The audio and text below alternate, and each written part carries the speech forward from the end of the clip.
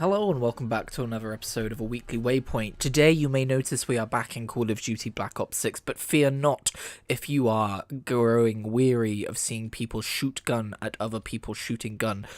Boy, do I have the alternative playstyle for you, because today I will be teaching you how to succeed at Call of Duty But Knife. Call of Duty But Knife is a sport which is, it's very cutting edge. It's that was no pun intended, I swear to God. Only the most skilled players can, actually pull this off, and I'm not only the most skilled players, but you're going to see me try it anyway. I'm going to spend the entirety of these matches just running along with a knife trying to stab people while they're shooting frantically at me. And just know that even when I'm not succeeding, I am giggling like an evil little gremlin and I'm having the best time. Shouldn't have brought a gun to a knife fight. Knife beats gun, idiot. These are some of the things that I yell at my screen as I fall over on my face and pretend like I'm winning. If you've yet to try this, I highly recommend it. You've heard of Call of Duty Shooter Man, but have you heard of Call of Duty Stabber Man? But yeah, all this to say, I don't necessarily have a huge amount of new things to add to the Call of Duty Black Ops 6 experience. My full thoughts on the game were contained in last week's Weekly Waypoint, just to say really that I've been continuing to play it and having a really good time with it. I've yet to touch the campaign. I do kind of intend to, but unfortunately my Xbox is all loaded up with gigabytes right now, and there's nothing I want to uninstall, so yeah, I thought throwing the C4 into the C there might have been a good luck charm, and it paid off. Definitely the C, don't at me. So instead, let's move on to the main topic of this video, something that I can't really record gameplay of, although there's probably a way, but I doubt there's a way which is easily accessible to me right now. Get knifed, idiot. One of my most anticipated releases for the last few months has actually been an iOS game. I was going to say an iOS game, basically a phone game, but I'm playing it predominantly on my iPad where I've got a nice big screen to look at. Pokemon TCG Pocket has come out, and I'm about to tell you all about it. So for those of you who don't know, Pokemon TCG means Pokemon Trading Card Game, and Pokemon TCG Pocket is actually the second trading card game app on phones. There is the full experience with Pokemon TCG Live, where it's just like the full-on card game. There's no like... it's not been modified in any way, put it that way. And I did mess around with the PC program version of that app, and I don't think there's any microtransactions in that. So if that appeals to you, maybe go looking for that one. But Pokemon TCG Pocket is a bit of a different beast. It feels like they kind of looked at Marvel Snap and went, ooh, what if we gave Pokemon TCG the Marvel Snap treatment? What if we made it available on phones and simplified it, made games a little bit shorter, not as short as Marvel Snap, don't get me wrong, but made games a little bit shorter, a little bit simpler, and, just had it readily available. That being said, this is been marketed primarily as like a card collection thing, and I would say about 75% of the experience is to do with collecting cards. You get 2 free packs a day, you get a third pack if you subscribe to premium for I think it's like £7.99 a month.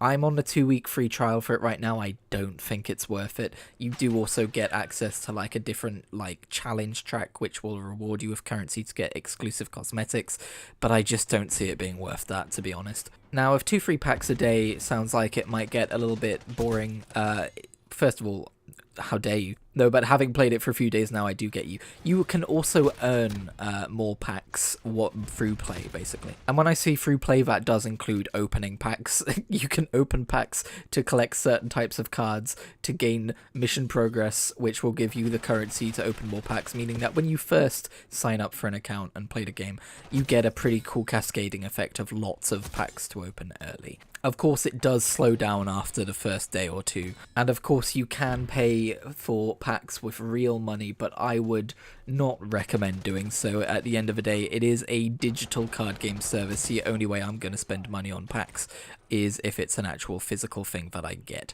Presentation in a digital collectible card game like this is super important, and I'm happy to report that this game is gorgeous. They do really nice things with, for instance, like the EX Pokemon cards kind of pop out and you can like move them around and see like the 3D artwork effect. It's really nice. They did a lot of marketing with like these full immersion cards. You might have seen like going into the Pikachu card and having a look around.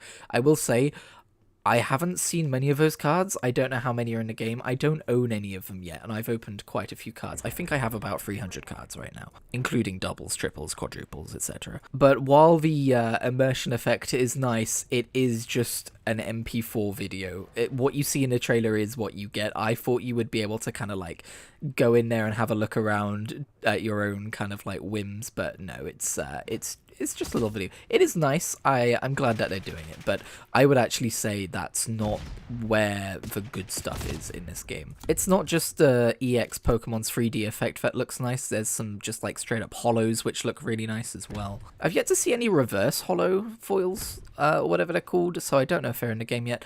But that being said, it's worth noting that yeah, these are based on real Pokemon cards. I've definitely seen the Pokemon card art, but they are subtly different. First of all, the actual expansions, or at least for one we've opened with Genetic Apex, is a Pokemon TCG Pocket exclusive expansion, and I assume, based on the way the game is constructed, that they're all going to be like Pocket exclusive expansions. That's difficult to say when you haven't had much sleep. But as far as I can tell, they're going to base them off of real cards. I don't know if it's like a mix-up of different cards from different expansions in a real card game, or if it's just straight up one for one from different expansions. But for instance, the Dragonite card, I looked up the Pocket version and the full game version of this card. It has a move called Draco Meteor, and in the full game, it's 4 neutral energy or colorless energy or whatever you want to call it. And for every card, so the active card and the free benched cards, if there are, you flip a coin 50-50, and if it lands on heads, you do 50 damage to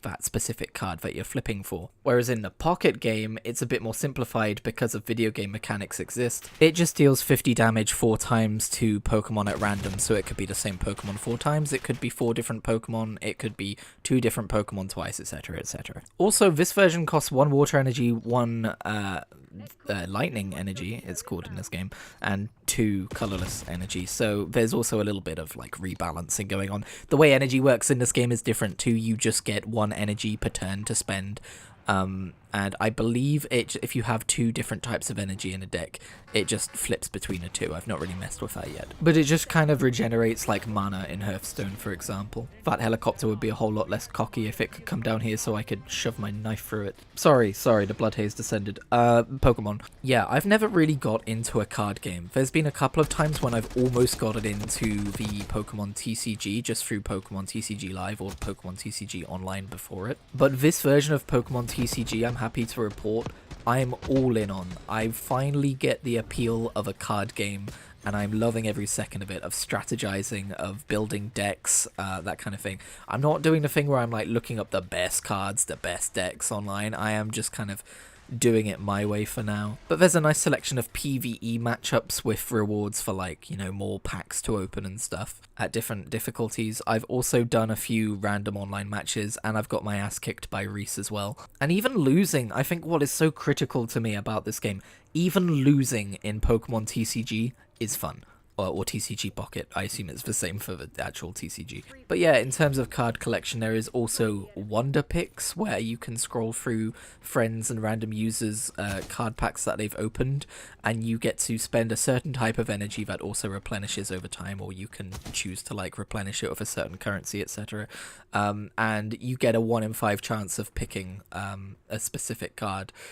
Or maybe there's a few cards in that deck that you'd want to get, in which case the odds would be better, I suppose. I said deck, I meant pick. But yeah, if you couldn't tell, I'm just kind of in love with this game. The presentation is just so nice. You can present your favorite Pokemon cards in different binders. You can get different sleeves for when you're playing matches against people, basically just different card backs. You can have individual cards on display and different kind of like cosmetic displays and stuff. I'm so excited for the future of this game as it gets more and more expansions, because the coolest thing, the most satisfying thing, which is all I really wanted from this game, to be honest, was collecting new cards and seeing them fill up the slot of the individual card expansions decks, like Pokedex kind of thing, and just filling up that sticker book. It's so satisfying, and I've yet to spend a penny, and I don't intend to spend a penny. That being said, it is a free-to-play game. There are monetization aspects to it, and as any like trading card game digital version,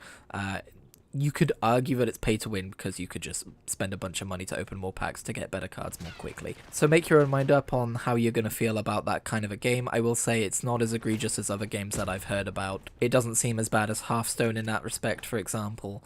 I don't feel like, and I know I've got like the premium free trial going on, but even with that in mind, I don't feel like I'm missing out for not like putting money into this game. Who knows if that will change in the future? They might decide they're not making enough money, they need to push monetization harder, etc, etc, but for now it's in a pretty nice place. There's currently a limited time event going on to get Chansey or Meowth cards with an alternate art on them. No extra power or anything like that, just an alternate art. And people have data mined like PvE events coming up for like if you want to do battling, there's going to be more PvE missions to do. Missions, you know what I mean, duels. And it's just been an absolute delight for the last few days to just every now and again be like, oh, I've got a minute, I'm going to open this, see if I can open a pack, see if I can do a wonder pick, that kind of thing. Card opening has definitely dried up since the initial launch wave of like, I just did a bunch of stuff and got a ton of currency, but I was expecting that anyway. So yeah, long live Pokemon TCG Pocket. I feel like it's just about hit like mainstream audience. I think they said they had like 10 million downloads, and I've seen the occasional person on Twitter talking about it, so I'm hoping it continues to escalate in popularity and dominate the world, yes! But anyway, it's not always about Pokemon TCG. Sometimes it's about losing your bearings and getting shotgunned when you're trying to knife someone in the face. Sometimes it's about drawing up a giant checklist of every RPG you've played, want to play, or have played a little of. I said that in the wrong order, but it's fine. And realizing that there are still so many RPGs you want to finish or get to. Dragon Age the Veilguard came out this week, and that kind of kicked this entire thing off in my brain. For context, I've never finished a Dragon Age game. I've played a decent bit of Dragon Age Origins. I say a decent bit, I'm talking like 4 or 5 different origins and not much further than the first chapter of the main story. And I've played about 20 or 30 hours of Dragon Age Inquisition. But with the release of Dragon Age Veilguard, which I can't currently put into my budget, I did kind of like look back and go, I want to play through the Dragon Age games. So I re-downloaded Origins. I've been playing a little bit more of that save. There is a video on this channel, Adventures in Ferelden. That's part 1. I'm basically playing through part 2 of the next video. We're still playing as Rhonda, the Dwarf Rogue, and I've got further than I ever have in that game before, and it's been pretty neat to see these different locations, see these different story beats, and be like, this is some more Dragon Age Origins. That being said, I'm starting to realize why I hardly ever finish RPGs. This happened like 20 minutes ago, so I'm still a little miffed. But I'm doing this kind of side quest, dungeon for want of a better term, although it's not really a dungeon, it's more of a castle. And I'm going through and I'm taking out all of these undead, and I'm leveling up, and I'm making sure that I've got a healer and that my tactics are set up so that Morrigan is healing and I'm giving people the right gear and everything. And then I feel like I'm at a pretty good point where I can't really improve all that much more. And then I find a Revenant and it wipes my party, and I go, oh, I already have a decent amount of time invested into this side quest, and I don't think I can get past this guy. I immediately have lost all motivation to continue playing Dragon Age Origins. It's just the way my brain works. I come up against the slightest like, oh no, I can't do this, I'm gonna have to go away, do something else and come back later. The whole thought of having to redo content that I've already done because I'm sure those monsters will respawn, and also like it breaks up the pacing of like the story that I'm experiencing because I'll be doing different side quests in a different area. I'll probably forget half of what's going on where I am. It just immediately put me off, and it's a bummer because I want to be one of those people.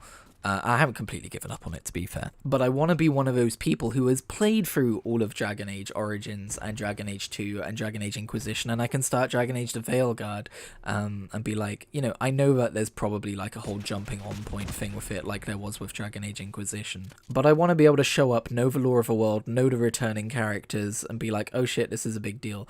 I know the dialogue for Veilguard is being heavily criticized, but the general idea seems to be if you like Dragon Age, you're gonna like the Veilguard. Even though the gameplay is apparently a little bit more action RPG than it is like full role-playing game like the previous games have been, but I can fuck with that. So maybe the solution for me with Dragon Age Origins is just to turn the difficulty down from normal to casual, just put it on the lowest difficulty so I can just like see the story. Because while I am enjoying the RPG aspects of the game, I don't know, I think like sometimes I'm more there for the story than I am for the gameplay, and It's the same problem I was having with Diablo 4 Vessel of Hatred, right? I think the reason I get so frustrated when I get stuck, or even come up against the slightest obstacle gameplay-wise, is that I just feel like I'm not going to be able to continue the story, or it's already broken the pacing of the story that I was enjoying. It's a me problem, I need to work on it, but yeah, I don't know what I'll do with Dragon Age Origins yet. It could very well be because the game was very open about where to go, and I was like, oh shit, but like there's no like level ranges or anything like that. I don't know if the game has level scaling. I could have just chosen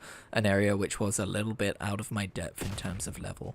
Maybe I just need to look up a guide. And if that is the case, I would happily just this once be like, okay, I'll go to a different area and come back when I'm better equipped for this. Because I do like Dragon Age Origins. Obviously it's aged, but like, I am enjoying like the world. The graphics are kind of charming. Obviously the character models have aged, but the world still looks, I mean, it doesn't look nice in the way that modern games look nice, but I can appreciate like the architecture and stuff. It is having the unintended side effect of, for some reason, making me want to get back to The Witcher 3.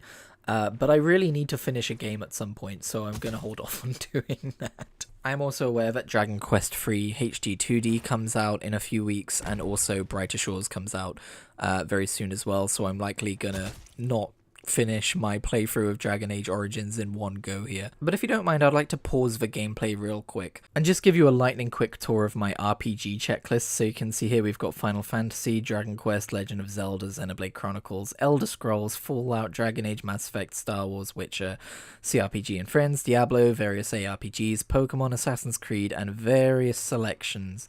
So I finally got around to tracking like all the RPGs I like have a save file in, a yellow of course. You know, red ones are ones I kind of want to play that are part of a series. We have some DLC in here, usually denoted by like, you know, the shortened version of the name. But yeah, similarly in a way that I have my, you know, spec fic here, my speculative fiction check sheet here, I've also got an RPG one to kind of just organize the chaos in my mind and be like, okay, what am I currently playing?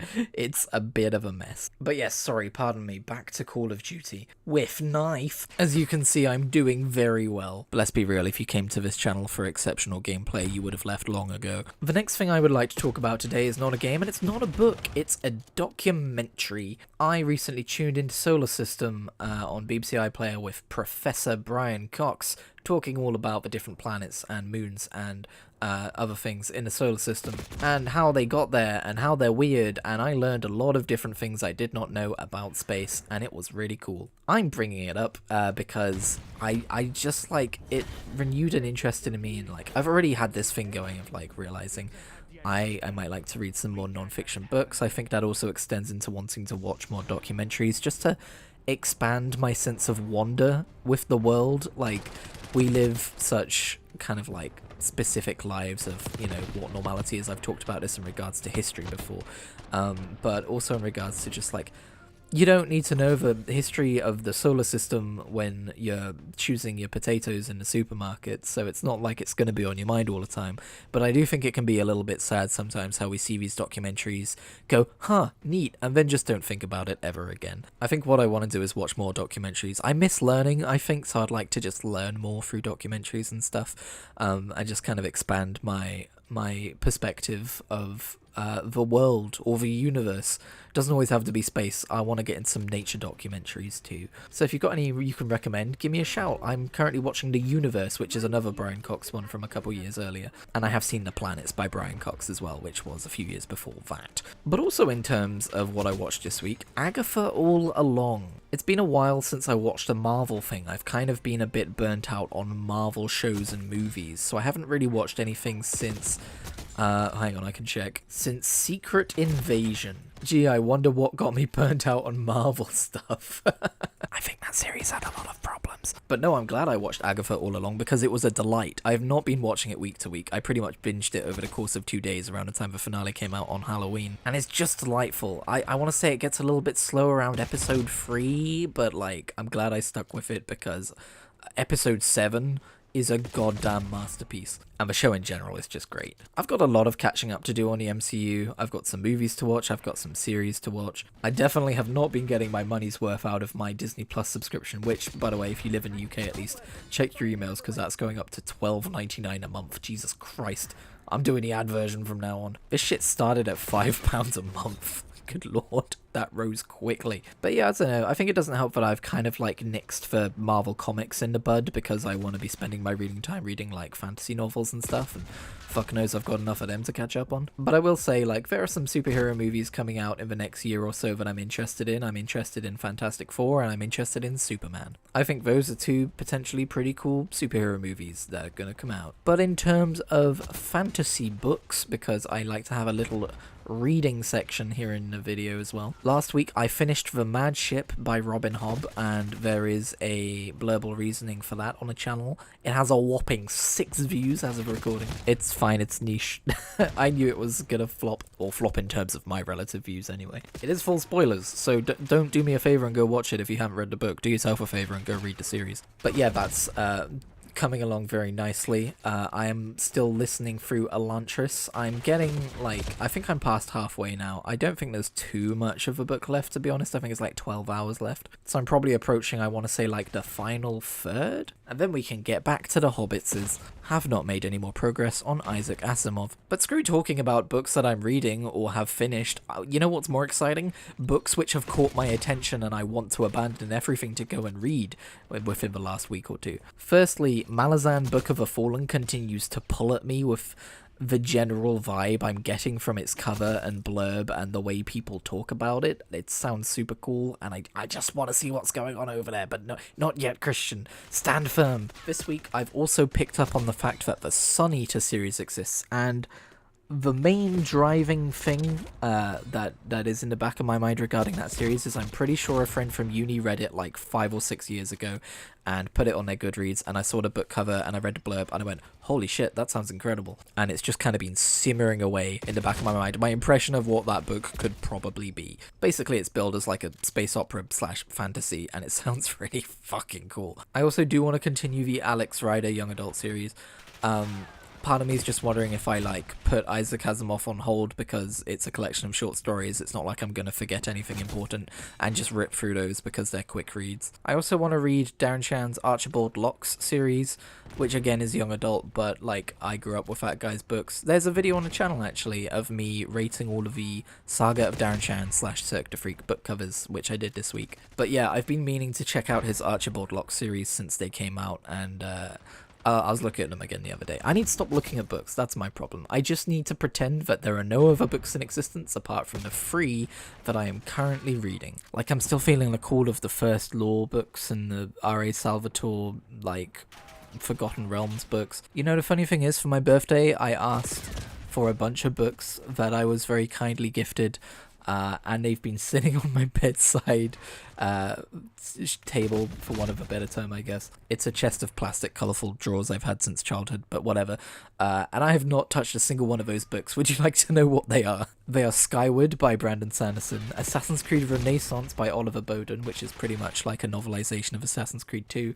And then it's the first 3 Star Wars High Republic books, Light of a Jedi, The Rising Storm, and The Fallen Star by various authors. Lately I've been grappling with the whole, like, what format do I get what book in? Like, not just audiobook versus, like, ebook or paperback, but, like, ebook versus paperback. Because, frankly, I'm running out of room. My bookshelf is full. Although if I wanted to be ruthless, I could easily give some of those books away. But I think because I've been watching booktubers, I've been looking at their bookshelves and idolizing how clean and tidy and you know, full they are, how well collected all of their books are. And I'm thinking about how I own Robin Hobb's Farseer trilogy and Liveship Traders trilogy physically, and I'm thinking about how I'm coming to the end of a Liveship Traders trilogy, and it would be really convenient to just get the next trilogy as ebooks, and it would be cheaper as well. But those books are so gorgeous, I just want them in paperback. I'm also thinking about, like, I've got Skyward in paperback. If there is one thing I will absolutely not abide, it's owning a book series half in one format and half in another. With the Hunger Games, like, a decade ago, I think I, like, borrowed one book, had one book physically, and had one book as an ebook. Ew. Gross. Never again. But I just want to find room, and I don't really have room, but I just want to find room for a second bookcase to just neatly put all my very, very favourite books on. And I won't put stuff on the edges of every single shelf and let dust pile up on it, and then every time I look at it, I get the ADHD, like, executive dysfunction thing going on. Because that's why those shelves look that way. I would love to do a bookshelf tour, but, no. I'm afraid it's not happening in our lifetime. Anyway, thank you very much for watching this episode of A Weekly Waypoint. I hope you enjoyed Call of Duty, but with knife. It was very silly. I didn't accomplish much, but I was giggling the entire time, and I think that's accomplishment enough. I will leave you with a live recording of my closing thoughts.